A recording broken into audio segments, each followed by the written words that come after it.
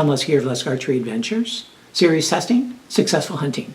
Today I'm going to be testing another head by Swhacker. I've tested quite a few of their heads over the years, and this one is the 207. Okay, it's their 2-inch model, 2-blade model. And thanks to a viewer, Logan Hansen, who donated a pack of these, thanks Logan, I'm able to put them to the test today using my protocol for 2023.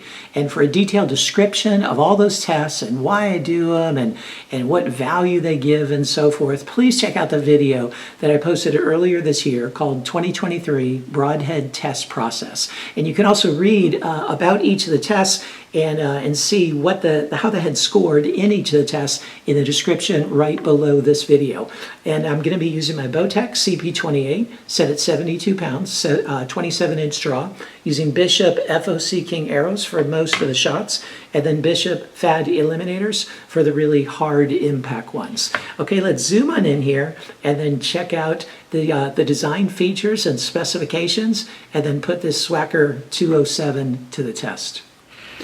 Here's a good look at it close up, and it's got the same classic 2-blade design as so many other Swhackers do, and what they've become famous for over the years. As for the materials, you've got aluminum ferrule. It's a 2024 T4 aluminum, and then you've got a carbon steel tip, and I really like that tip. It's got a really nice sharpness to it, but then it's also a chisel tip, and it's pretty narrow, so small diameter. I think it's going to penetrate really well through really hard mediums. And then you've got these blades. The blades are stainless steel. They're 0.032 inches thick.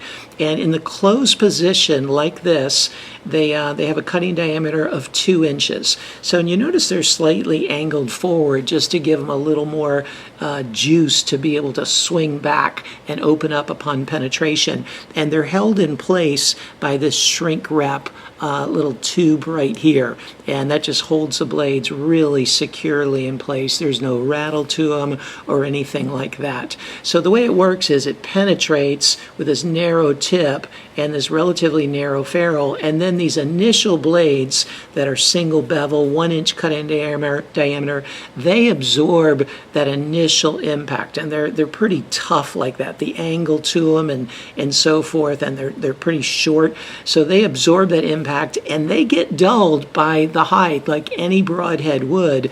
However, it's after that they swing back and then expose the main blade, which is they consider a virgin blade, meaning it hasn't touched any hide, it hasn't touched anything. It's been in the closed position, and after it penetrates, or after the main blade, this initial blade penetrates, then that virgin blade is super sharp and it penetrates through the rest of the animal. So let me show it to you in the open position. As the blade impacts that animal, as it penetrates, these blades are forced back, and these haven't touched anything. Those are the virgin blades. They have the full cutting diameter of 2 inches, and they're going to be really sharp as they penetrate through that animal.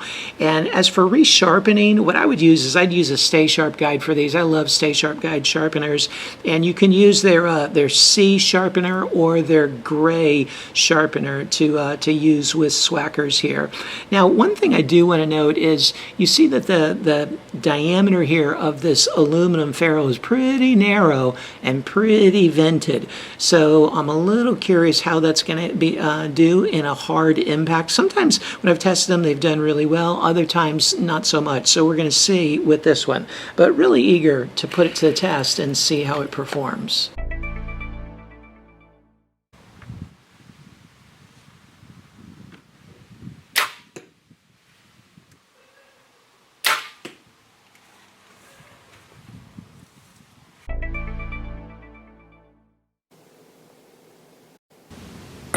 It took 175 grams of force to cut through the wire, which is a 10 on a 10-point scale.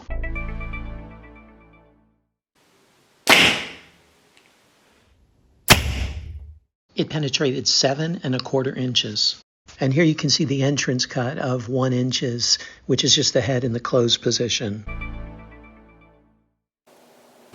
It took an additional 75 grams of force to cut through the wire, which is an 8.5 on a 10-point scale. It penetrated through 48 layers. And I do want to note that the last inch plus of that penetration was just with this long, narrow tip. It's not with the blades themselves, but it still did penetrate through 48 layers.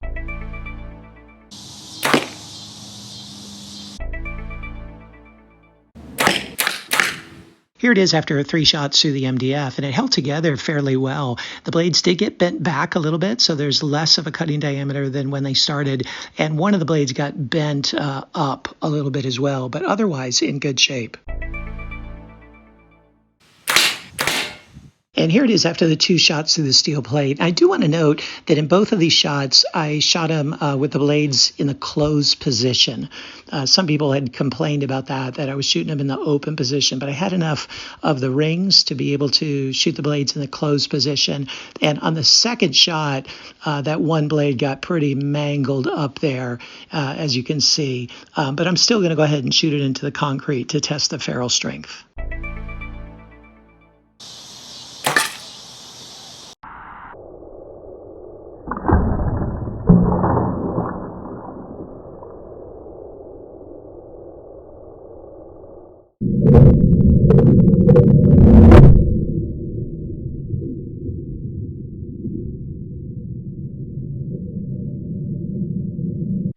So here it is after the durability testing, and actually it did fairly well through the MDF and even held together through the steel plate. Just got one of the blades pretty mangled up there, as you can see it.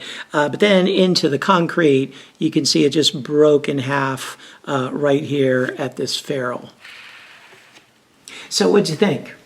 Man, I tell you what, I've come to believe that Swhackers are some of the best front deploying or over-the-top deploying mechanical heads on the market, okay? I know in most situations I prefer a rear deploying head, but if you're going to use an over-the-top deploying broadhead, and there are certain situations that they can work out really well, this is definitely one to consider. So check out the score sheet and see how it performed in the areas that matter to you the most, and see if this Swhacker 207 might be a good fit for you. And stay tuned for the total cumulative score as well as the corresponding Lusk grade.